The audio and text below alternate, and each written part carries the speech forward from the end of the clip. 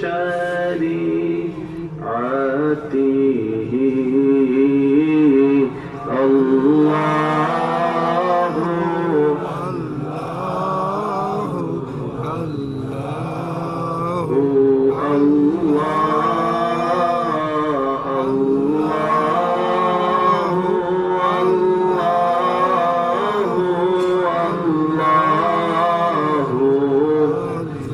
দেখি শেষবারের মতো যার যত শক্তি আছে মহাব্বতের আওয়াজ দিয়ে রবের নামের জিকিরে কারো জবান যেন এই নিয়ামত অর্জন থেকে আমরা বঞ্চিত না হই। সবাই দিলের আওয়াজে, একই আওয়াজে